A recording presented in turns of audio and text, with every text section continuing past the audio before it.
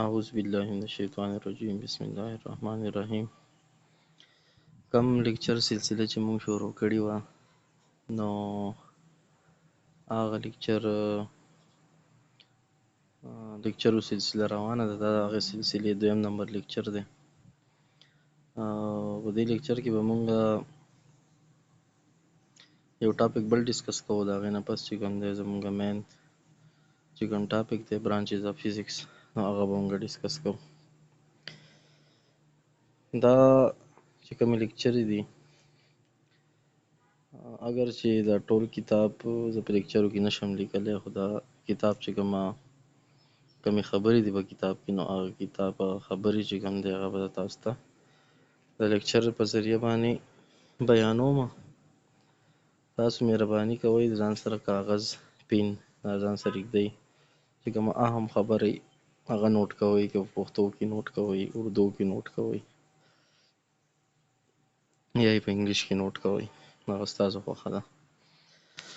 نو بل دا چې کوم زموږ نن سبا اگزام سیسټم دی SLO بیسډ سټوډنټ لرنینګ آوټکمز، چې کوم زموږ سره نوی اگزام سیسټم راوتی دی، نو دا لیکچرې چې کوم دي دا به هغه سټوډنټ لرنینګ آوټکمز چې کوم مقاصد دي نو هغه به انشاءالله پوره په پوره سرته رسوي او پوره کوي به.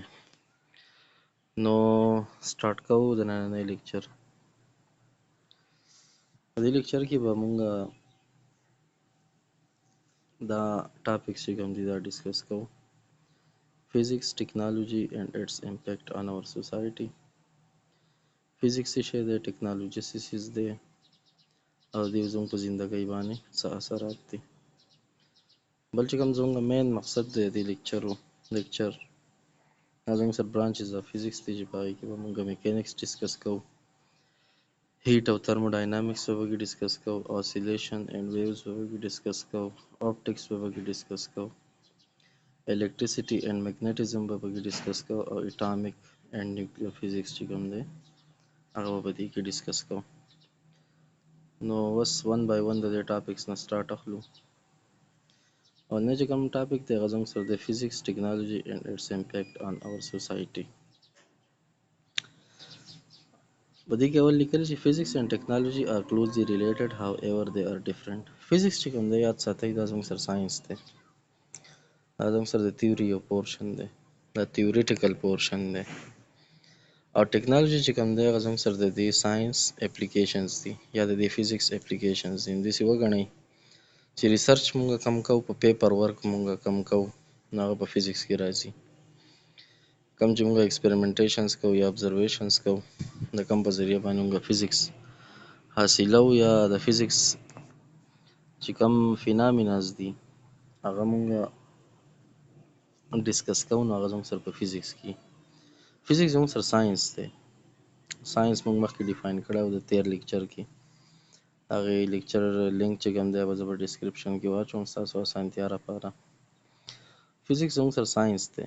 ساینس مطلب دا چې دا انسان جوړ کړی دی یا تجربات یا مشاهداتو نه حاصل شوی دی، خو چې د ساینس کمې کرشمې دي، د ساینس کم اپلیکیشنز دي، نو هغې ته مونږ ټیکنالوجي وایو. دا دې دواړو په منځ کې فرق دی چې فزیکس چې کوم دی زموږ سره نالج دی، علم دی، او ټیکنالوجي چې کوم دا هغه زموږ سره د دې فزیکس چې کومې کرشمې دي چې هغه تاسو د پنکو په صورت کې نه، هغه تاسو د ګاډو په صورت کې نه، هغه تاسو جهازونو په صورت کې نه، هغه تاسو سولر پینلو په صورت کې نه، هغه تاسو لیپټاپ، مشینري، تریشر، ټریکټر د دې په صورت کې نه، دا ټوله زموږ سره ټیکنالوجي ده. یا تاسو سی ټي سکین لاندې ما ټیکنالوجیانې ورکړي دي چې په دې کې زموږ سره سی ټي سکین دی، MRI دی، PET دی، لیزر دی، هولوګرامز دی، موبایل فونز دی، لیپټاپس دی، اټوموبیلز دی، او سولر سیسټم دی. نو فزیکس چې کوم دی زموږ سره یو ساینس دی، او د دې ساینس چې کومې کرشمې دي، کوم اپلیکیشنز دي، نو هغې ته موږ ټیکنالوجي وایو. اوس زموږ چې کوم ټاپک دی هغه وایي چې د ټیکنالوجۍ زموږ په معاشره باندې څه اثرات دي. نو دا اولني چې کوم درې زموږ سره دي، سی ټي سکین، MRI او PET. سی ټي سکین، MRI او PET چې کوم دی دا زموږ سره د ډایګنوسس لپاره استعمالیږي. کله چې په یو کس کې بیماري یا پکې څه زخم لګېدلی، د هغه د وجود په دننۍ حصه کې یا په بهرنۍ حصه کې، بار خو خیر موږ ته ښکاري، خو چې کوم دننۍ حصه یي مثلا په زړه کې پرخي، یا یې چېرته په ګردو کې مسله یي، یا یې چې چېرته په کولمو کې مسله یي او هغه موږ ته ښکاري نه، نو د هغې لپاره موږ دا درې چې کوم ډایګنوسیس انسټرومنټس دي چې په هغې کې زموږ سره سي ټي سکین دی، ایم آر آی دی او پی ټي دی. سی ټي سکین، ایم آر آی او پی ټي. سی ټي سکین چې کوم دی کمپیوټډ ټوموګرافي، او ایم آر آی چې کوم دی میګنیټک ریزونانس امیجنګ دی، او پی ټي چې کوم دی د پوزیټرون امیشن ټوموګرافي ده.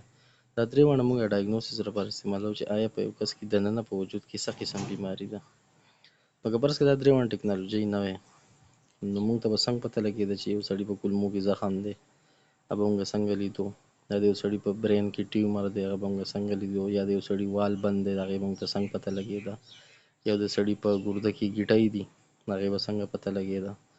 نو دا زموږ سره د دې سره سره موږ ایکس رې هم د دې لپاره استعمالوو، خو ایکس رې د خاص اپلیکیشنز لپاره استعمالیږي، د هغې یو خاص حد دی. دغسې دا سی ټي سکین چې کوم دی، د هم یو خاص حد دی، د هغې نه خوا نشي کولی. دغسې ایم آر آی شو، دغسې پی ټي شو. نو رو په رو باندې چې کله تاسو بهتري غواړئ، بهتر ایمیج غواړئ او بهتر تشخیص غواړئ د یو زخم، د یو بیمارۍ، د هډوکو د جوړ یا په وجود کې دننه کومه حصه یي د هغې تاسو لیدل غواړئ، نو سی ټي سکین اول خلک ایکس رې کوي، ایکس رې نه بیا سی ټي سکین کوي، چې هغه نه ایم آر آی کوي، او چې بیا نه نو پی ټي کوي. پی ټي چې کوم دی ډېر اډوانس ټکنالوژي ده، زما خیال نه کېږي پاکستان کې شتي که نشتي، د دې پته نه لګي. نو که فرض کړه بیمارو کې دا تشخیص نه کېده، نو ډاکټرانو ته به څنګه پته لګېده، موږ به علاج څنګه کوو، نو د دې په ذریعه باندې به ډېر شی اموات کېده، څنګه چې مخکې کېده دغسې به اوس هم کېده، خو د دې ټکنالوژۍ زموږ په زندګۍ باندې څه دی، اثر دی، زموږ په معاشرې اثر دی. دغسې تاسو لیزر والئ، یو کس په ګرده کې کاڼی دی، کاڼی تاسو عامه سرجري کوئ، کېدای شي رګ کټ شي یا بله مسله شي، هغې د وجې نه مرګ کېدی شي. نو د هغې نه د بچ کېدو لپاره دا ټکنالوژي کوم دی، دا زموږ د بهترۍ لپاره راوتې ده، او دا لیزر چې کوم دی دا ډېر په اسانه باندې زموږ کاڼي، یا په مثانه کې کاڼی، یا په ګرده کې کاڼی، یا په تریخي کې کاڼی، هغه ډېر په اسانۍ باندې لرې کوي، او د موت خو مرګ چې کوم دی دا خو حق دی، خو د مرګ چې کوم خطرات دي نو هغه کموي. دغسې تاسو هالوګرام ولئ، هالوګرام چې کوم دی زموږ سره یو 3D ایمیج دی، د لیزر په ذریعې باندې چې کله تاسو یو څیز 3D ایمیج جوړ کړئ، نو دې ته موږ څه وایو، هالوګرامز. او دا هالوګرامز چې کوم دی زموږ سره په مختلف اپلیکیشنز کې استعمالیږي، او د دې یو ښه اپلیکیشن چې کوم دی هغه زموږ سره دغه دی، دا کله چې د آرمي والا یو ځای ته ورځي، نو د دوی سره د هغې علاقې چې کوم دی 3D ایمیج موجود وي، 3 ډایمنشنل ایمیج موجود وي، په هغې کې بلډینګونه وي، لارې، کوڅې، د هغې په ذریعې باندې دوی ته پته لګي چې فلانی کس په کوم ځای کې دی، فلانی کس په کوم ځای کې دی، فلانی کس په کوم ځای کې دی. نو دا هالوګرام چې کوم دی 3D ایمیجز دي، د دې په ذریعه باندې موږ ته ډېر په اسانه پته لګي چې په یوه علاقه کې څوک باشندګان دي، څوک پکې اوسېږي، څوک پکې نه اوسېږي، اپریشن په کومه طریقه باندې کول دي، په کومه لاره باندې تللي دي، په کومه لاره باندې نه دي تللي، کومه لاره بنده ده او کومه لاره څه ده، کولاوه ده. دغسې تاسو موبایل فونز والئ، لیپټاپس والئ، اټوموبیلز والئ، ګاډي، دغسې تاسو سولر پینلې، نن سبا سولر پینلونو ډېر زیات مانګ دی، دا بجلي ګرانه کړې ده، د هغې د وجې نه سولر پینلو ډېر زیات مانګ دی، دا به تاسو په ډېرو علاقو کښېنئ، نو دا بیلونه یې ډېر حده پورې کم کړي هم دي، او بل دا چې نورې نو د بجلۍ د تلو راتلو لوډ شیډینګ سره هېڅ قسم تعلق نه وي. نو په خپله تاسو وګورئ، دا ما تاسو ته سی ټي سکین، ایم آر آی، پی ټي، لیزر، هولوګرام، موبایل فونز، لیپټاپ، اټوموبیل، سولر سیسټم، دا ما تاسو ته یو څو ټکنالوژیانې وښویې چې د ساینس کرشمې دي، د دې زموږ په زندګۍ باندې څومره اثر دی، تاسو ته په خپله اندازه کېږي. د دې نه علاوه بې تحاشه ټکنالوژیانې دي، ډېرې زیاتې ټکنالوژیانې دي چې هغه زموږ په زندګۍ باندې څه کوي، اثر کوي. اوس موږ راځو برانچز اف فزیکس ته. په برانچز اف فزیکس کې موږ میکانکس ډسکس کوو، هیټ اینډ تھرموډاینامیکس به ډسکس کوو، اوسیلیشن اینډ ویوز به ډسکس کوو، اپټکس به ډسکس کوو، الکتریسټي اینډ میګنیټیزم به ډسکس کوو، او اټامیک اینډ نیوکلیر فزیکس به ډسکس کوو. اوله دی میکانکس. میکانکس چې کوم دی زموږ سره د حرکت سره تعلق ساتي. دنیا کې څومره شیزونه حرکت کوي، نو دا حرکت هسې نه کېږي، په دوی باندې به قوت خامخا لګي، څه وزن، څه زور، څه شی به پرې خامخا لګي. نو چې کله د قوت زیر تحت د قوت زیر تحت یو سیس حرکت کوي نو دغه قوت او دغه حرکت دې دواړو د سټډي ته موږ میکینکس وایو. میکینکس چې کوم دی دا د سیزونو د حرکت سټډي ده. په دنیا کې بېشماره سیزونه حرکت کوي، پنکې حرکت کوي، موټرې حرکت کوي، انسانان حرکت کوي، کاڼي حرکت کوي، په اسمان کې ستوري کله نه کله حرکت کوي، د انور حرکت کوي، سپوږمۍ حرکت کوي. دا څومره حرکیات دي، حرکتونه دي. او بیا دا حرکتونه اسې نه کېږي چې یو کس یو طرف ته راکاږي خامخا قوت په پې لګي. نو په دې حرکاتو کې زموږ سره قوت خامخا وي، زور پکې خامخا وي. نو دغه زور او د حرکیات د دې دواړو سټډي ته موږ میکینکس وایو. د دې اگزامپل یې زموږ سره څه دي؟ فالینګ آبجیکټس، بره نه یو څیز را روان دی، لاندې د ګریویټي په ذریعه باندې د لاندې را روان یو قوت پې عمل کوي. دغسې تاسو فرکشن والی رګړ کله چې یو لاس د بل لاس سره میلاو شي او د حرکت د لاسه پکې ګرمایش پیدا شي نو دې ته موږ څه وایو؟ فرکشن. دغسې تاسو د کرکټ بال حرکت ته وګورئ، د فوټبال حرکت ته وګورئ، د څیزونه چې کم تاویږي، پنکه هم تاویږي، واشنګ مشین دا پره چې کوم دی دا هم تاویږي، په سرکس کې موټر سایکل هم تاویږي. نو سپیننګ آبجیکټس چې کوم دی تاویدونکي شیزونه د هغې حرکت پکې راځي. دغسې د ګاډو اټوموبیز حرکت راځي، راکټو حرکت راځي او د جهازونو حرکت چې کوم دی دا هم راځي. نو هغه برانچ چې په هغې کې موږ د حرکت سټډي کوو او دا حرکت چې کوم دی دا په څه قسمه باندې د قوت سره تعلق دی د دې یا د قوت زیر تحت د شیزونو حرکت چې کوم دی ته موږ میکینکس وایو. بل زموږ سره دی هیټ او ترموډاینامیکس. په دې برانچ کې به موږ هیټ ډسکس کوو چې هیټ څه ته وایي، ټمپریچر څه ته وایي او د دې د انرژۍ سره څه تعلق دی، د دې د توانایۍ سره څه تعلق دی. نو هیټ چې کوم دی دا زموږ سره یو قسم انرژي ده چې دا د ګرم سیز نه یخ سیز طرف ته ځي. Heat is a form of energy that flows from hotter body to colder body. څنګه چې اوبه د بره نه ښکته را رواني دغسې دا هیټ چې کوم دی یو داسې انرژي ده چې دا زموږ سره د ګرم سیز نه یخ سیز طرف ته ځي. ټمپریچر څه ته وایي؟ ټمپریچر زموږ سره د یو سیز ګرموالی یا یخوالی، د دې درجې ته موږ څه وایو؟ ټمپریچر. د یو سیز د ګرموالي یا د یخوالي درجې ته موږ څه وایو؟ ټمپریچر. داسې موږ ویلی شو چې یو سیز څومره یخ دی یا یو سیز چې کوم دی هغه څومره ګرم دی، د دې څه درجه ده، درجه یې څومره ده، زیات ګرم دی، لږ ګرم دی، کم ګرم دی، ډېر ګرم دی. نو دې ته موږ وایو چې د ډیګري آف هارډنس اور کولډنس آف اے باډي، د یو جسم د یخوالي یا د ګرموالي پیمانه یا درجه، دې ته موږ څه وایو؟ ټمپریچر. نو په دې برانچ کې به موږ هیټ ډسکس کوو، په دې کې به موږ ټمپریچر ډسکس کوو او د دې د انرژۍ سره څه تعلق دی. چې کوم ځای کې انرژي یاد ساتئ هلته به ټمپریچر هم وي او هلته به زموږ سره هیټ چې کوم دی دا خو یو فارم اف انرژي ده، خو چې کوم ځای کې زموږ سره انرژي ده د دې انرژۍ د هیټ سره څه تعلق دی؟ هیټ به ذات خود یو انرژي ده او ټمپریچر چې کوم دی دا به هله وي چې کله زموږ سره هیټ وي او کوم ځای کې زموږ سره انرژي نو هلته به زموږ سره څه وي؟ دغه څیز خاص ټمپریچر وي. دا د دې په منځ کې تعلق دی. دغسې د دې اګزامپل زموږ سره څه دي؟ میلټینګ اینډ فریزینګ پروسیسز. کم څیزونه چې ویلې کېږي یا کم څیزونه چې کوم دی زموږ سره جمعویږي، کلکېږي، نو د هغې چې کوم عملونه دي هغه به پکې ډسکس کوو. په دې کې به موږ انجن یې ډسکس کوو ځکه چې په انجن کې زموږ سره هیټ وي. دې کې موږ ریفریجریټر ډسکس کوو ځکه چې ریفریجریټر نه شاته ګرمي وځي، هیټ وځي او دننه پکې څه کېږي؟ کولینګ کېږي. نو ټمپریچر بهر زیات وي او دننه کم وي. ایر کولر یې پکې هم ډسکس کوو، ایر کولر هم یخوالی کوي، ټمپریچر خبره پکې راغله، ګرمایش خبره پکې راغله. ایر کنډیشنز چې کوم دی یو طرف ته ګرمي هیټ وباسي او بل طرف ته چې زموږ سره ټمپریچر چې کوم دی دا کموي. دغسې تاسو د موټر سایکل خو نه د موټر کار یا تاسو د لارۍ یا د بس ریډیټر وګورئ، کومې اوبه چې پکې موږ اچوو دا زموږ سره یو قسم د هیټ ایکسچینجر دی. دا څه چل کوي؟ دا زموږ سره انجن څه کوي؟ یخوي. ریډیټر څه کوي؟ دا زموږ سره انجن یخوي او یخې اوبه چې کوم دی هغه په انجن کې تاویږي او ګرمې اوبه چې کوم دی هغه شاته ریډیټر ته پنکه لګېدلې وي د هغې نه ګرمایش بهر ته وباسي او هغه یخې اوبه چې کوم دی بیا انجن ته ننوځي نو انجن نه خرابېږي. نو په دې کې هم زموږ سره ټمپریچر خبر راځي، د هیټ خبر راځي. دغسې هیټ ایکسچینجرز هغه ډیوایس دی چې کوم زموږ سره هیټ څه کوي؟ د یو نه اخلي او بل لی ورکوي. څنګه چې زموږ سره ریډیټر دی یو طرف ته ګرمایش ورکوي بل طرف ته ګرمایش لرې کوي، د انجن نه ګرمایش لرې کوي او هوا ته ګرمایش څه کوي؟ ورکوي. نو دا هیټ ایکسچینجرز چې کوم دي دا زموږ سره په انډسټرو کې بې تحاشه استعمالیږي او د دې سټډي په هیټ او ترموډاینامیکس کې کیږي. اسیلیشن او ویوز. اسیلیشن چې کوم دی دا زویسیز مخکې شاته حرکت دی. مخکې شاته حرکت څه مطلب؟ ټال تاسو وایي نه مخکې شاته ځي، سپرینګ تاسو وایي نه کاڼی ته ویزان کوي د سپرینګ نه او بیا پرېږدئ بره ښکته به ځي. نو د یو پوینټ نه بره ښکته حرکت یا مخکې شاته حرکت دې ته موږ څه وایو؟ اوسیلیشن. تاسو به د خپل زړه باندې لاس کېږدئ، هم دا چې کوم دی د یو پوینټ نه مخکې شاته حرکت کوي. د کم پوینټ نه چې دا مخکې شاته یا بره ښکته حرکت کوي دې ته موږ څه وایو؟ ایکویلیبریم پوینټ. او کوم چې یو طرف ته اخرنی حد او دویم طرف ته اخرنی حد دې ته موږ ایکسټریم پوزیشنز وایو. د دې په منځ کې یو څیز زموږ سره څه کوي؟ مخکې شاته یا بره لاندې حرکت کوي، دې ته موږ اسیلیشنز وایو. ویوز څه ته وایي؟ ویوز زموږ سره چې کوم دی په یو میډیم کې چې روان ډسټربینس وي نو هغې ته موږ ویو وایو. ټریولینګ ډسټربینس ان ا میډیم از کالډ ویو.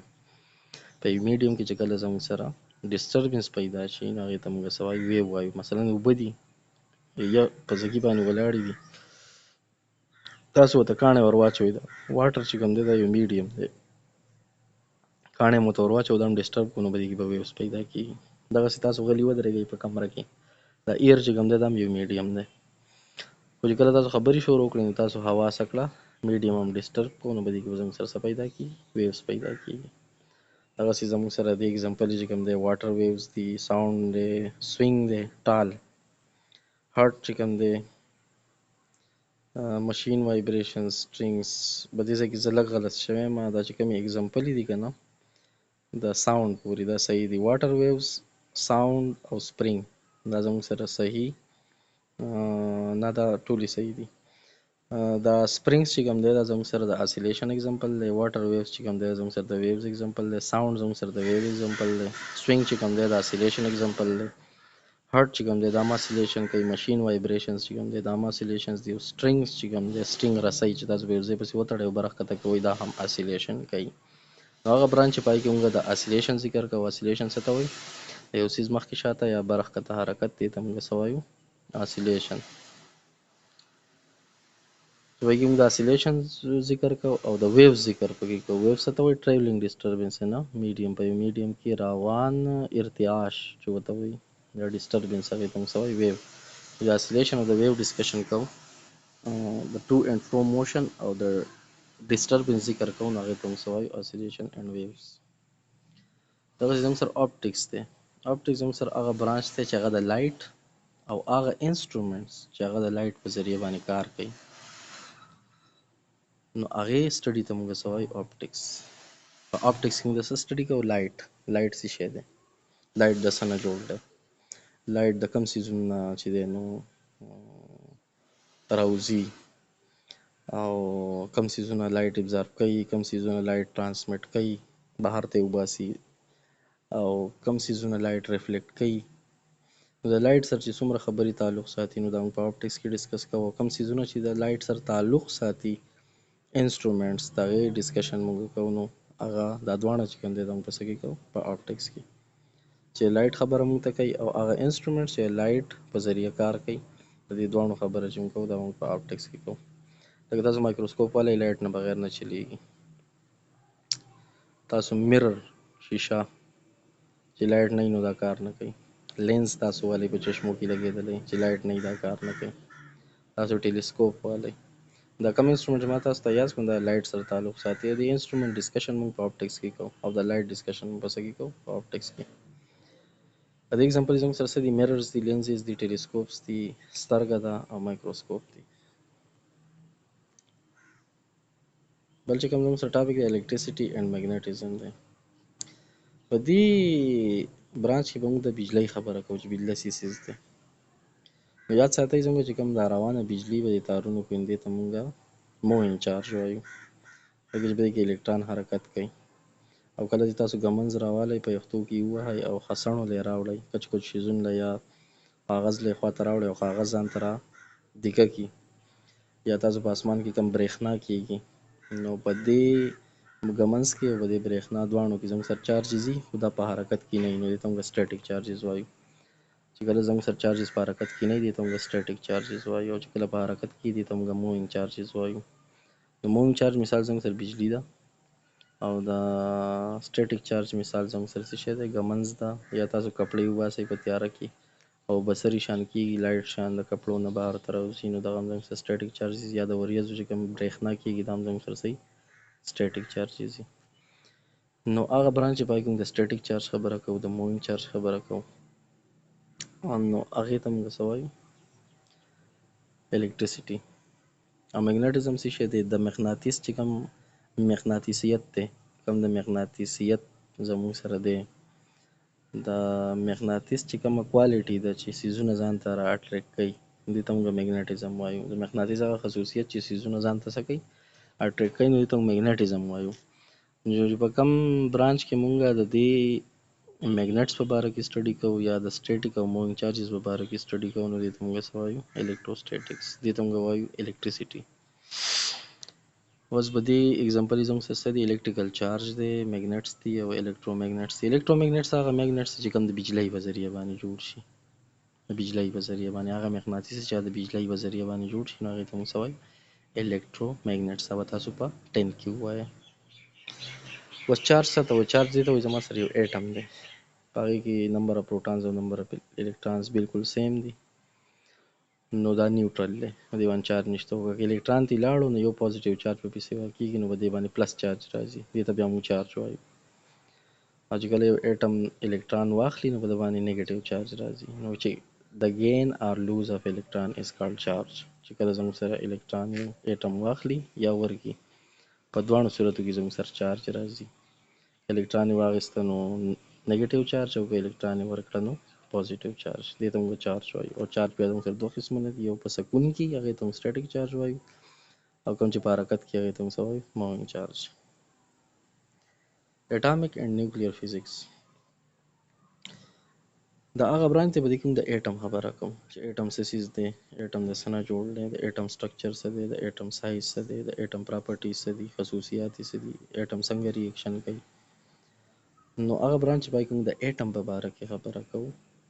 اینډ نیوکلیر فزیکس نیوکلیر د نیوکلیس نه وته دی هغه برانچ چې پای کې موږ د ایټم په باره کې خبره کوو د ایټم د نیوکلیس په باره کې خبره کوو د دې د خصوصیاتو په باره کې خبره کوو. نیوکلیس کې څه دي پروټان دي نیوټران دي پروټان د څه نه جوړ دي نیوټران د څه نه جوړ دي پروټان زموږ سره په نیوکلیس کې دي نو پازیټیو پروټان زموږ سره په نیوکلیس کې دي نو دا ټول پازیټیو دي په نیوټران باندې چارج نشته نو دا پازیټیو یو بل ولې نه دي کوي دا نیوکلیس ولې په ځای باندې برقرار دی نو دې په منځ کې چې کوم د سټرانګ نیوکلیر فورس دی او د دې په شان نورې ډېر شي خبرې د نیوکلیس په باره کې په نیوکلیر فزیکس کې کوو. او د ایټم په باره کې چې ایټم کې الکتراني پروټاني په ایټم کې شیلونه یي بیا سایز د نیوکلیس بیا سایز د ایټمز بیا ایټم څنګه ریاکشن کوي بانډ څه ته وایي نو دې ټول په باره کې ډسکشن موږ په څه کې کوو په اټامیک او نیوکلیر فزیکس کې. د اگزامپل زموږ سره څه دی نیوکلیر ریاکټر دی نیوکلیر ریاکټر څنګه کار کوي ایم آر آی موږ مخکې وی چې دا زموږ سره څه دی ډایګنوزینګ ډیوایس دی دې موږ تشخیص کوو دغسې لیزر چې کوم دی دا موږ استعمالوو. لیزر عام اگزامپل چې کوم دی تاسو په کلي کې وګورئ ماشومان سره لیزر وي خو دا لیزر چې کوم دی زموږ سره ډېرو کارونو لپاره استعمالیږي دا په هولوګرامز کې موږ مخکې خبره وکړه چې دا په هولوګرامز کې هم استعمالیږي او دا زموږ سره په سرجریز کې هم استعمالیږي چې کله موږ کلوز سرجري کوو اوپن سرجري نه کلوز سرجري کوو نو د هغې لپاره موږ څه کوو استعمالوو. دغسې پوزیټرون امیشن ټوموګرافي په دې کې زموږ سره چې کوم دی ریډیو اکټیو مټیریل استعمالیږي او هغه خصوصیات موږ په نیوکلیر فزیکس کې وایو. دغسې ایکس رې شو الکترانز شو کوارک شو پروټانز شو نیوټرانز شو. کوارک چې کوم دی دا یاد ساتئ پروټانز او نیوټرانز په خپله باندې د یو د خاص پارټیکلز نه جوړ دي چې هغې ته موږ کوارک وایو دا کوارکس ورته وایو او دا کوارک چې کوم دی دا به تاسو په 12 کې بیا سټډي کوئ 12 کې یو چپټر دی په ماډرن فزیکس کې او په هغې کې یو چپټر دی د نیوکلیر فزیکس په هغې کې به تاسو بیا کوارکس ډسکس کوئ. نو هغه برانچ چې په هغې کې موږ د ایټم د سټرکچر په باره کې خبره کوو د هغې د پراپرټیز په باره کې خبره کوو. هغه برانچ چې په هغې کې موږ د نیوکلیس په باره کې خبره کوو د نیوکلیر د سټرکچر په باره کې خبره کوو د هغې په پراپرټیز په باره کې خبره کوو نو دې برانچ ته موږ وایو اټامیک اینډ نیوکلیر فزیکس. د دې سره زموږ چپټر چې لیکچر چې کوم دی دا وایند اپ شو. که ستاسو کوېسچن وي نو هغه تاسو په کمنټ سیکشن کې ورکولی شئ او د دې چینل د امپروو کولو لپاره که تاسو سجیشنز ورکول غواړئ نو یو آر موسټ ویلکم. Thanks for listening, uh, and fi amanillah.